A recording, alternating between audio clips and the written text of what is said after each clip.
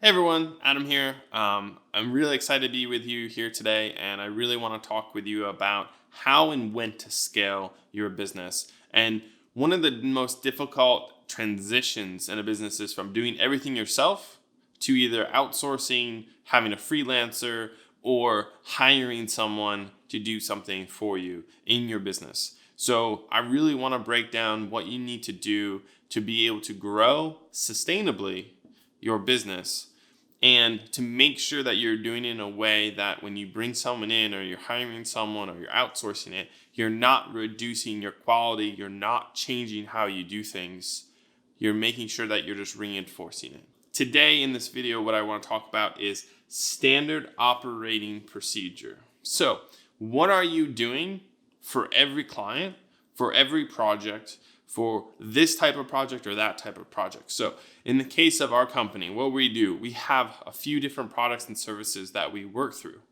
And for every client, we have a roadmap.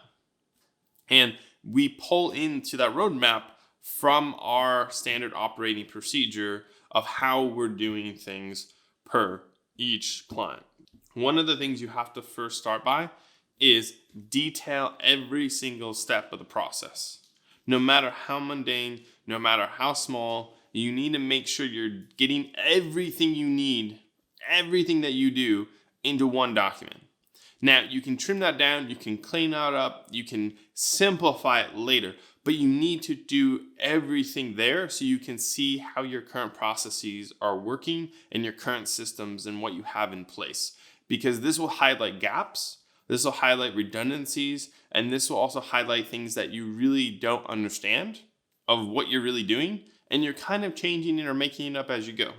Now, when you're starting out, that's okay. If you don't have everything defined, if you're making up as you go, if you're trying to learn as you go as well, that's okay. That's part of growth. But if you keep doing that, that's going to inhibit you from growing in the future. And you need to stop reinventing things or redoing the same thing you've been doing again and again, when you could just have it documented it.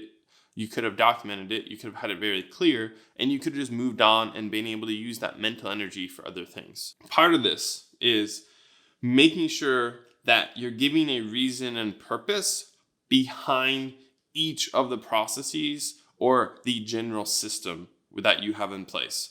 So this is something, if you're by yourself, it's going to be kind of hard, because if you have someone else on your team, you're going to have to give them a reason why they need to do it, right? You can't just tell people to do something without giving a purpose behind it. So for yourself, it might be a little bit hard, but this is also where you can analyze your decisions and analyze the work you're doing and check yourself. One of the biggest things here that you need to watch out for in the pitfalls is that you've done it this way for this client, or you do it for this client, or this is easier to do it. And you might oversimplify a process because for you, it's really easy or it's super clear. But you have to make sure that you're looking at it honestly, that is this the best way it can be done? Is there something else being done? Is this something that someone else could do if I had to hand it off to them? And that is really, when you're looking at the reasoning why you're doing it, it's not just because it's easy to do. Oh, I'll toss in this free thing at the end of this project, or I'm going to be able to offer, not only paid per click services, but SEO services, and I'm going to be able to offer social media services for in one package. For you, the reasoning behind that is I can do all three of those things, and I can offer that benefit to my clients. But the issue behind that is, what's the purpose? Is either to provide more value to the client, or is it to be able to up the price for that package, right? Is that sustainable? Is that something you're going to be able to do in together all the time? Or should you separate those out into different pieces and then be able to document each of those and how you're doing them, and not just have it all lumped into one package, but rather have it really clear of what you do for paid per click, what you're doing for social media marketing, what you're doing for SEO, so that those processes and those systems that you have in place for them are really defined. And maybe in the future, you will still do all three of them for clients, but you're able to really detail out what that benefit is, not just for the client in selling them on it, but also for the person who would be doing it, they understand why they're doing each of those pieces and the importance they play in the overall marketing. Now, that might seem very intuitive for you and I and for someone who's been doing this for a while, but that's something that you can't take for granted in this process, because there could be all small little things that trip you up along the way. Moving on to point number 3, which is look and learn from other companies. So this is something that is really powerful when you're starting out and when you're also growing. Is when you're starting out, you don't really have much to go off of internally because you don't have a lot of documentation, you don't have any feedback, so you have to look at other people and what they're doing.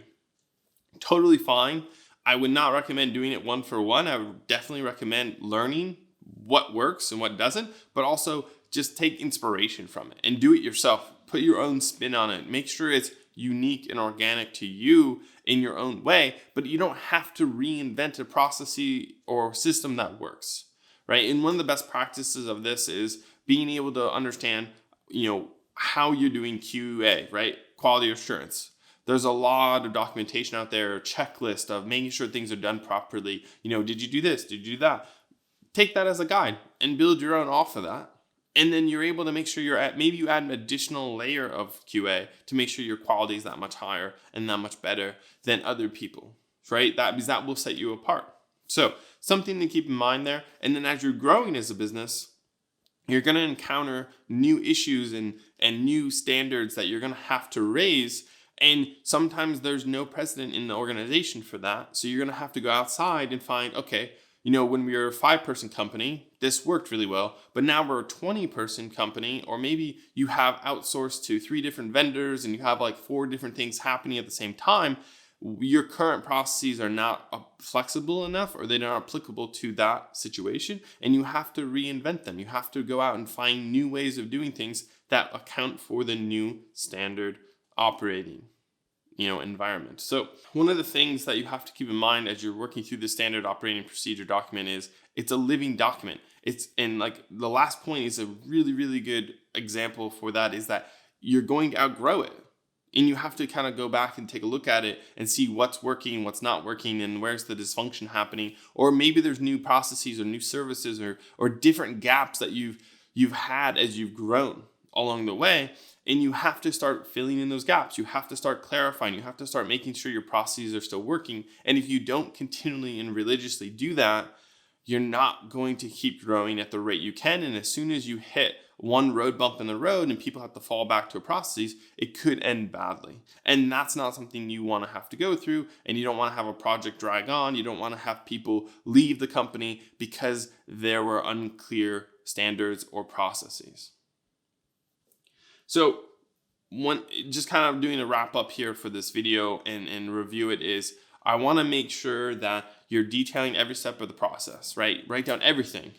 Then you need to make sure there's a reason why you're doing each of these things and the purpose behind them, so you can justify them and make sure you justify them to yourself, but also to other people who would also be doing these in the future if you're looking to hire someone, right? Thirdly, you need to look and learn from others around you. You don't have to reinvent the wheel. You don't have to create this from scratch. Take inspiration elsewhere and make it fit for what you're trying to do. And also, with that, read books. Understand what businesses have done to overcome the similar challenges that you're in. You're not necessarily in a unique position. You're unique to you and to your organization, but you're not in a unique position that other companies have grown through this, have gone through this before. Learn from that. Learn from that experience and apply it to your own journey along the way. And lastly, this is something that you're going to have to keep coming back to. It's one of the same things with like business plans and all these other strategies. You don't want to just write them and put them on a shelf and leave them. You want to keep coming back to them and revise them based on the current environment and what you also see as the trend going forward. And that is my encouragement in this video, for you to be able to start out thinking and writing down and building your standard operating procedures so that you can start building your systems and processes in a way that will help you scale and grow for the future. So thank you everyone for taking the time to watch this video. And I would really appreciate if you give a like, a comment, any questions. Is there any gaps or anything that you would like to know from this video? Please comment down below.